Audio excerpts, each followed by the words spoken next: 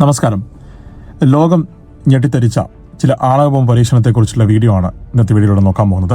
1940-കളിൽ അവരുടെ കണ്ടുപിടുത്തം രണ്ടാം ലോക മഹായുദ്ധത്തിന് ശേഷം ലോകത്തെ ഞെട്ടിച്ച ആണവായുധങ്ങൾ യുദ്ധത്തിൽ ഉപയോഗിച്ചിരുന്ന ഉപകരണേക്കാൾ ശക്തിയുള്ള ഉപകരണങ്ങൾ ഇതുവരെ സൃഷ്ടിക്കപ്പെട്ടതിനാൽ കാസിൽ ബ്രാവോ പരീക്ഷണം നിന്ന് മനസ്സിലാക്കാൻ പ്രയാസമാണ്.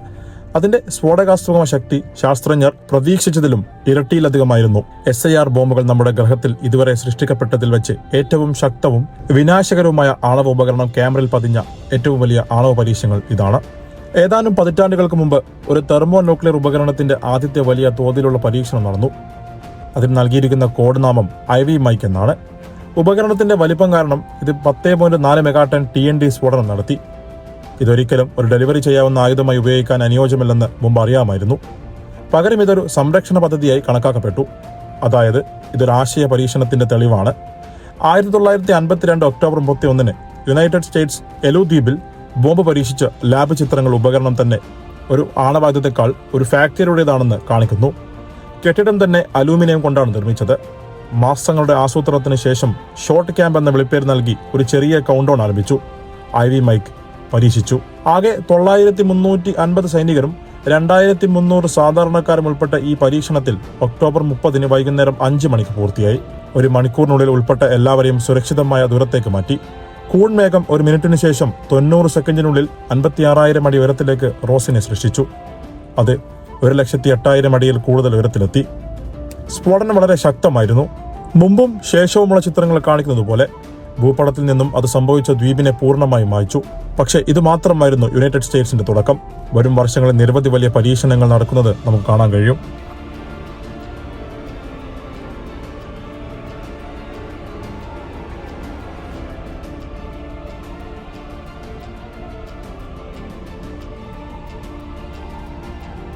ഏറ്റവും വലിയ ആണവ പരീക്ഷണങ്ങളെക്കുറിച്ച് നമ്മൾ സംസാരിക്കുകയാണെങ്കിൽ ഓപ്പറേഷൻ കാസിൽ എന്നത് പരാമർശിക്കാതിരിക്കാൻ കഴിയില്ല. മാർഷൽ ദ്വീപുകളുടെ ഭാഗമായി ജനവാസമില്ലാത്ത ഏകദേശം 6 ചതുരശ്ര കിലോമീറ്റർ വിസ്തൃതിയിലുള്ള ഒരു സ്ഥലത്ത് United States joint task force 7 ബിക്കിനിയിൽ നടത്തിയ ഉയർന്ന ശക്തിയുള്ള സൈനിക ആണവ പരീക്ഷണങ്ങളുടെ ഒരു പരമ്പരയായിരുന്നു ഇത്. അവിടെ നടന്ന വൻതോതിലുള്ള ആണവ പരീക്ഷണങ്ങൾ കാരണം ഇത് ഗ്രഹത്തിലെ വളരെ പ്രശസ്തമായ ഒരു സ്ഥലമാണ്. വാസ്തവത്തിൽ 1946-നും 1958-നും ഇടയിൽ 20-ലധികം അറ്റോമിക് ഹൈഡ്രജൻ ബോംബുകൾ ഈ പ്രദേശത്ത് പരീക്ഷിച്ചതായി കണക്കാക്കപ്പെടുന്നു. കോട്ടയിൽ വിക്ഷേപിച്ച അവിശ്വസനീയമായ TX-17 പരീക്ഷണം 1954 മാർച്ച് 27 അവയിൽ ഉൾപ്പെടുന്നു. 11 മെഗാടൺ വിനാശകരമായ ശേഷിയുള്ളതിനാൽ പരീക്ഷിക്കപ്പെട്ട ആദ്യത്തെ എയർ ഡ്രോപ്പ് തെർമോ ന്യൂക്ലിയർ ആയുധമായി X-7 മാറി. ബോംബിന്റെ സ്ഫോടനം അതിശക്തമായിരുന്നു. അതിന്റെ ഫലമായി ഒരു വലിയ ചുവന്ന വെളിച്ചം മുഴുവനും ആകാശത്തെയും പ്രകാശിപ്പിച്ചു. പരീക്ഷണം ഒരു വലിയ വിജയമായി കണക്കാക്കപ്പെട്ടു. യുണൈറ്റഡ് സ്റ്റേറ്റ്സ് ഇതുവരെ പരീക്ഷിച്ചതിൽ വെച്ച് ഏറ്റവും വലിയ ആണവ ബോംബ് ഉൾപ്പെട്ട പ്രദേശത്ത് കൂടുതൽ പരീക്ഷണങ്ങൾക്ക് കാരണമായി.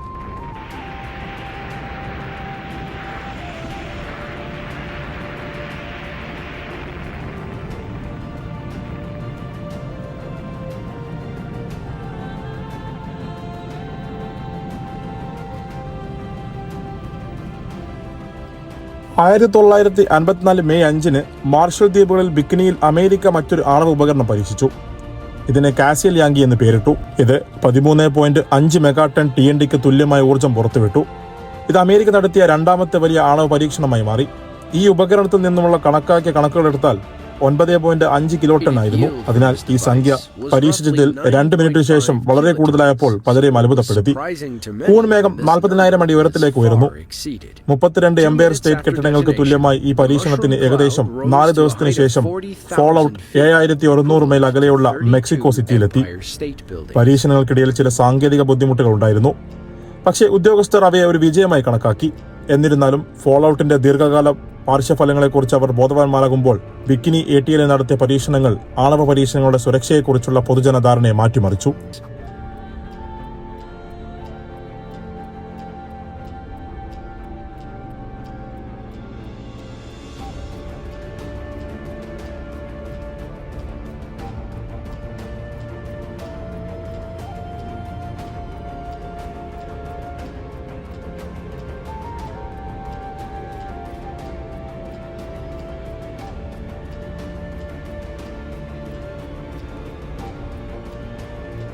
അമേരിക്കൻ ഐക്യനാടുകളുടെ ചരിത്രത്തിൽ വേറിട്ട് നിൽക്കുന്ന ഒരു ആണവ ഉപകരണമുണ്ട്.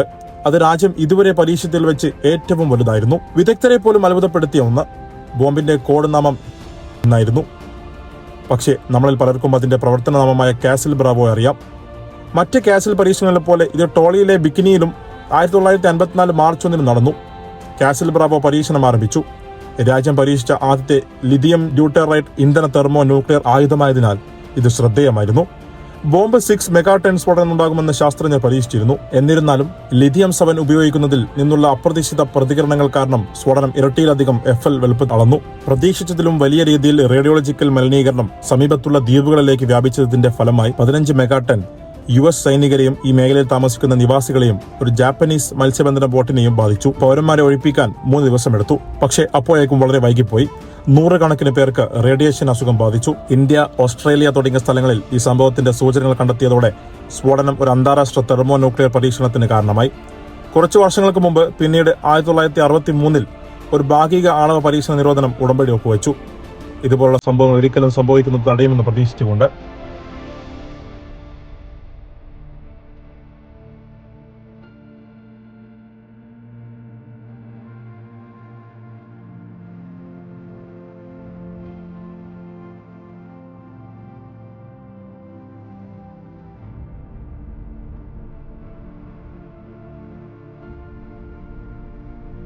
ഇവിടെ നിങ്ങൾക്ക് ഇഷ്ടപ്പെട്ടാൽ ലൈക്ക് ചെയ്യുക, ഷെയർ ചെയ്യുക, സബ്സ്ക്രൈബ് ചെയ്യുക.